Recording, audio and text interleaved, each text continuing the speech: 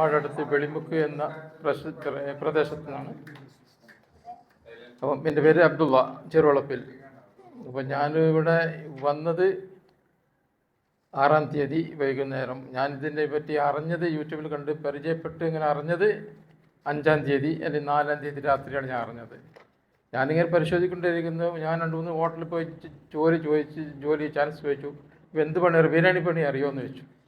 ബിരിയാണി പണി എനിക്കറിയില്ല. അങ്ങനെ വേറെ ഹോട്ടലിൽ പോയി ചോദിച്ചു, ജോലി എന്ത് ബിരിയാണി പരിപാടിയോ ഇല്ല എന്ന് പറഞ്ഞു. അപ്പം എനിക്ക് തോന്നി ഈ യൂട്യൂബ് കണ്ടപ്പം ഇവിടെ വന്നിട്ട് ബിരിയാണിപ്പടി ഒന്ന് പഠിച്ച് ഇറങ്ങാം എന്നുള്ള നിലക്ക് ഞാൻ വന്നതാണ്.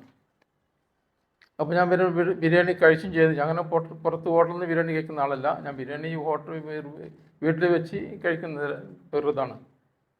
അപ്പോൾ ഞാൻ ഇവിടെ നിന്ന് ബിരിയാണി കഴിച്ചപ്പം ഞാൻ വീട്ടിൽ നിന്ന് കഴിച്ച പോലെ ഒന്നുമില്ല, നല്ലൊരു രുചി തോന്നി. അപ്പോൾ ഈ ബിരിയാണി എന്തായാലും എനിക്ക് പഠിക്കണം, ഇവിടെ ഉണ്ടാക്കുന്ന ബിരിയാണി എല്ലാം എനിക്ക് പഠിക്കണം എന്നുള്ള ഒരാഗ്രഹം വെച്ചിട്ട് ഞാൻ പിറ്റേ ദിവസം വന്നു, ജോയിൻ ചെയ്തു. വന്നു നോക്കി ഒക്കെ അടുക്കളൊക്കെ എനിക്ക് ഇഷ്ടപ്പെട്ടു. ഞാൻ നോക്കി മേലൊക്കെ നോക്കുമ്പോൾ അടുക്കള ഒരു പുതിയ തരം അടുക്കള തന്നെയാണ്, വളരെ ഇഷ്ടപ്പെട്ടു. പാത്രങ്ങളൊക്കെ മുകളിൽ അങ്ങനെയൊക്കെ ആയിട്ട്. പിന്നെ പഠിക്കുമ്പോൾ എല്ലാവരും ഭയങ്കര ക്ലോസ് ആയിരുന്നു. എല്ലാവരും നല്ല ഇതിൽ പറഞ്ഞ് വിവരങ്ങളൊക്കെ ചോദിച്ചാലും നല്ല നിലയ്ക്ക് പറഞ്ഞു തരുന്നത് തുടത്തി. അങ്ങനെ ആദ്യം പറഞ്ഞു തരുന്നത് തുടർത്ത് ഞാൻ ഒന്നും ചെയ്തിട്ടില്ല. ഞാൻ കണ്ടിങ്ങനെ മനസ്സിലാക്കി. എനിക്കൊന്നും അറിയില്ല എന്താ സാധനം എവിടെ വെച്ചിരിക്കുന്നത് എന്താണെന്നൊന്നും അറിയില്ല. അപ്പോൾ ഇങ്ങനെ 2 ദിവസം നോക്കിയപ്പോൾ ഇന്ന സാധനം ഇന്ന സ്ഥലത്തുണ്ട്, ഇന്ന സാധനം ഇന്ന സ്ഥലത്തുണ്ട്. ഇപ്പോൾ ഒരു ഇതൊക്കെ കണ്ട് മനസ്സിലാക്കി. പിന്നെ ഒരു ധൈര്യം ഇങ്ങനെ വന്ന് തുടങ്ങി. ഇൻഷാ അല്ലാഹ് ഞാനിപ്പോൾ 9-ാമത്തെ ദിവസമാണ്, ഇന്ന് സെക്കൻഡ് വീക്കാണ്.